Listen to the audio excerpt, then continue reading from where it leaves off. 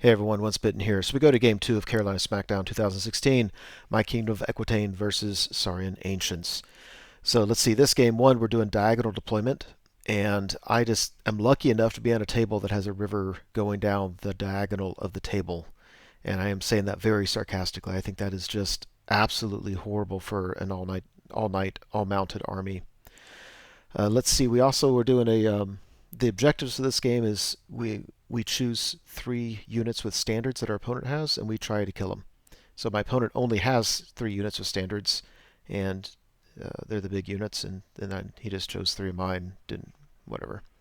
So I decided to deploy first because I really just wanted to fight on my side of the table. If I were to go after him, or if I were to spread out um, using the whole diagonal, it would have made it to where we were fighting combats in that river, and I just couldn't afford to do it. His unit of Temple Guard has this the banner that makes them Strider for everything, and his Caimans have Water Strider, and all his Skinks are good. So he only has 1 unit that's going to suffer any penalties from that water, and he's got white magic, so he can make a unit ethereal and give him a magical move to help with the other unit. All right, so I went first. He reacted to me, but nevertheless, this is where he put his stuff. He's got 2 units of Skink Riders there on the right. He's got 4 units. You can only see 3 of them here, but 4 units of these skirmishing skinks, skink braves, and because they're skirmishing, I believe they can't have poison, so that's nice. This guy's big unit Temple Guard. Now they have the Razor Standard in there, or I think the Cuatl Lord has the Razor Standard. That makes that unit really, really, really bad matchup for my knights. They're certainly the prime target for my trebuchets. I need to get them down as small as possible before we get into any kind of fighting.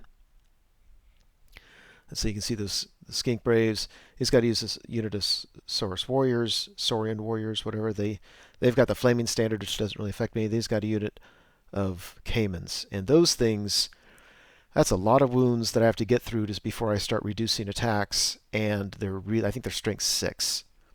So that unit really, really concerns me. I actually don't know how to deal with them except trying to get a flank charge, and that, of course, is easier said than done. Those are his scouting chameleons, and there's his 4th unit of Skink Braves over there. I think that was the first unit he deployed. So I got my Trebs in the corner, and Knights of the Realm, Grail, Knights of the Grail, and then 2 more Knight of the Realm units. I've got my 3 units of Fast Cav spread out in front of me. Pretty simple list. And there's that. A little bit of my deployment was trying to make sure his scouts couldn't get in too awkward of a position for me. All right, so Vanguard looks like that. And one mistake I made here, and I made this in another game too, is I Vanguarded up, and I don't know at this point if I'm going to go first or not, because Kingdom of Equitaine can never get better than 50-50 chance, and I put those fast cav within 6 inches of each other, and not within 6 inches of a knight, and not within 12 inches of my general, because she is in the very back of my Grail Knight units, so they get re-rolls, but they're still in leadership 6. So it's kind of dumb. All right, so we roll, and of course I lose. Because of course this army can't go first ever. All right, so he marches up very aggressively. I'm really kind of curious how this game's going to turn out at this point, because I'm looking at all those units. It's basically an old Skink Cloud, just not as abusive as it used to be. But that's still just a lot of chaff.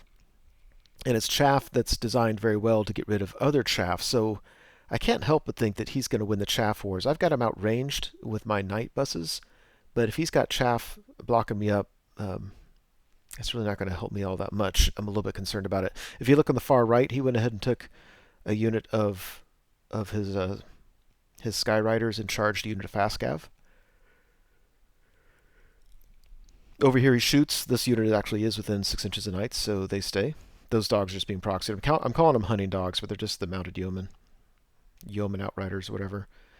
This unit at the very bottom of the picture got shot at. They didn't like it. They weren't within any kind of leadership, so they ran. And because of the way I pulled models off, by the time when they broke this guy from combat, instead of going straight, they came at an angle. Actually, either way doesn't matter to me. I just didn't want him to go off the table. So they easily killed and won that combat. He didn't catch me, so that's nice. Even 1 guy is all I need for chaffing purposes on my end. So very, very happy about that. We go to Kingdom of Equitaine turn 1. So his unit's so far away that I'll go ahead and charge the Skyriders on the right. There's no downside to me. There's none. I could actually overrun. His Skinks are in the way of his troops. I mean, I guess he could always do a double charge a Skink unit and charge the unit behind him. But yeah, I'm still pretty far away. So anyway, it looks like that. If you look at the top left, I think if you see where his warriors are, he could not have marched through the water. He walked up as far as he could, and then his magic phase, he had him do a magical move. In case you were wondering. There's that. Over here, I took my leftmost unit of knights and charged some chameleons. He just fled, and I did not redirect. I did not want to hit that rightmost unit because no matter if I overran or if I stayed there, I'd get charged by the caimans. So I'll just deal with them. And in order to make that charge, I had to charge this unit of mounted Outriders first. So they charged, if you look at the top middle, they were in the flank of that chameleon unit. And actually, I would have liked that a lot if they could have made it. I think they needed a 9, and they wanted nothing to do with it. We got the shooting phase, and I dropped a rock on these guys. I think both of them hit, to be honest. And yeah, it killed. I mean, some. I'm not going to complain about it, but there's just a lot of bodies in that unit. And after combat, yeah, we easily killed the Skyriders, and I want to say I don't think we pursued them. I think we just killed them. And we didn't break from combat. All right, so we go to Saurian Ancients turn 2. So the Skink Cloud is moving up and chaffing everything. He's got his units behind him so that if I charge the Skinks, pretty much anything, if I stand there or if I overrun, I'm probably not going to overrun into a combat, and I'm going to get countercharged by his stuff. So that is not ideal. And now he's going to get a bunch of shooting. I really don't need him to kill my fast cav. We go to the magic phase, and he throws 4 dice at a spell. I don't remember what, because whatever it was didn't do a whole lot. And he 4 dice, then he rolls a 4 dimensional cascade, or what it used to be called dimensional cascade, and he gets, on a 50-50 chance, he goes down the tube and he's gone, and his unit is depleted. And he had to feel sick about that. That was just awful. Without that happening, he's slightly stronger in magic, and he's got a unit that no matter, unless I get a double or triple charge, it's going to be really, really tough for me to deal with. Now this unit, the Rending banner's gone, and I'm just really not worried about him. And I think he killed a knight. I think that's what that is. All right, so that was big. His shooting didn't do much. If you look, I still have a single mounted Yeomen Outrider and a unit of 2 Outriders, so he just really couldn't do much of shooting. We go to Kingdom of Equitaine's turn. So if you look at the top, I took my Grail Knights with my BSB. My BSB is pretty killy, and I took him into the unit up there. I'm really, really confident I'm going to be able to... Well, I know I'm going to win the combat. The question is, do I beat them and then have to pursue and run through water and be really far away to get those points, or can I just kill them and then I can just reform? And my guess is I'm going to have to overrun and just deal with it. Meanwhile, everything that could charge, charged, and I was able to do that because I had those Yeomen Outriders left. So if you look on the bottom left, here's a picture. Charged that unit as chameleons. He stood there, and then he might have been thinking that no matter what happened, he can countercharge with his caimans, but I still had that unit of 2 up there, so I moved them up to redirect, so I can kill that unit and not have to worry about the consequences. I can charge this unit, and because I have that single rider up there, I'm not worried about getting countercharged up there. And these guys are so far away from everything that it really just doesn't matter. And this is the big one. I mean, yeah.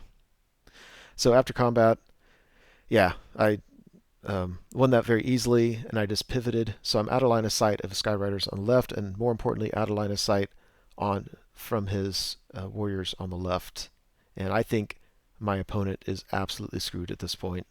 This unit, I mean, there's nothing he can do. I can charge, and that unit on the left doesn't have the water strider rules. So if I charge them and they're touching that water, he's not going to be steadfast. Of course, he's not going to be steadfast anyway. And by the time we got to combat res, he's not going to be in the water because I'm going to kill so many guys.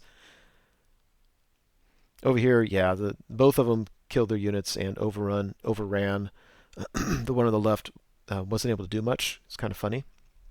Couldn't even catch the unit, but it ultimately doesn't matter. And over here, yeah, killed that unit. I think it broke and got away, and I just let it go and just reformed. So Saurian Ancients turn 3. My opponent has no good options here. He charges both of my chaff with his units, which is not great. I just don't know what else he could have done, unless he just turned around and tried to walk away as fast as possible. It's hard to walk away from knights, especially when it's only turn 3. He tries to he chaffs up my knight bus on the left. He rallies the chameleons on the far left. And the one thing he has going for him is he gets a flank charge by his remaining Sky Riders against this unit. And I saw it, and I just didn't care. Matter of fact, it's easy for me to get the points if he just goes ahead and charges me, because he charges in, he's going to do some wounds. He's probably going to win, and I'm probably going to stick. I'll turn and face him, and I think I win that grind. And if he takes this unit out of the game, the rest of the game, I just don't need him at this point. And I think like I said, I think ultimately I win it regardless. Here's him charging the units of chaff. And his guys absolutely bounced. Let's go back and take a look at this. So I have 11 knights. Now I have 10. So flank charge, and this is one of the units he nominated with stuff that gives him an extra attack or whatever. And he flubbed it, and I rolled great rolls. I did some wounds back. More importantly, he had a charge and flank, but I had a banner and 2 ranks, so I'm starting ahead to begin with. He bounced, I restrained, he ran off the table, and I just reformed, or just, well, really just stayed how I was anyway. And after combat, yeah, chaff is dead, and he just reforms his caimans, and it just doesn't matter. He's just, yeah. So now he's facing my units of knights, which is fine. And we go to Kingdom of Equitaine turn 3. And this is where you do not want to be when facing a Kingdom of Equitaine unit.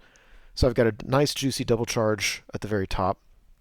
I have a charge against his skirmishers there at the middle right. And as long as I don't kill them all, they're going to flee at an angle.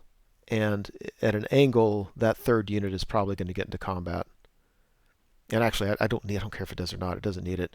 Meanwhile, I'll have a unit into the flank of his caimans. That's the only way to deal with the caimans. I think I'll do enough wounds. He'll only have 2 ranks left, and he can fight me with only 2 guys, and I should just be okay. Let's hope. And of course, down at the bottom, I do my thing down there. Yeah, easy one to be won. This one, I think I should win easily, but you just never know. Yeah. And there's the one. That's a pretty picture. That is not good. And that is not 2 Knights of the Realm unit. That is a Grail Knight unit with a very killy BSB.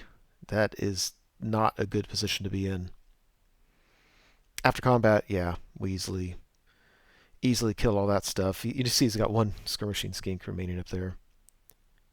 And the caimans they just don't have enough attacks. They really just didn't do much. I'd have to look at the picture again. I don't know if they killed anybody or just 1. I don't know. They didn't do much. And ran them down at the bottom. So we're at the end of turn 3.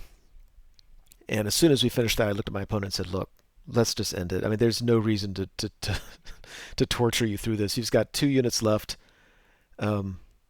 He can't escape me.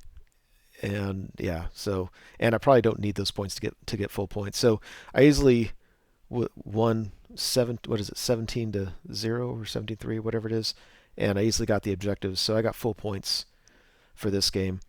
This looked to be a challenge, and then when it turned, it just turned. And him losing his general, which not only does it lose his magic, not only does it make his unit no longer stubborn, and he killed so many guys out of that unit. That was just absolutely devastating. So not sure what I would have done in my opponent's place. I don't know how you bounce back from that. So ended up being an easy one for the Kingdom of Equitaine, mostly due to luck, probably. That's it. Thank you so much for watching the video. I truly hope you enjoyed it. As you know, YouTube has a variety of functions you can use to interact with videos such as this. You can like or comment on the video, you can favorite it, you can share it, and of course you can subscribe to the channel. And I encourage you to do any or all of those things as a way of interacting between viewer and producer. As always, I appreciate your patronage on the channel and wish you all the best.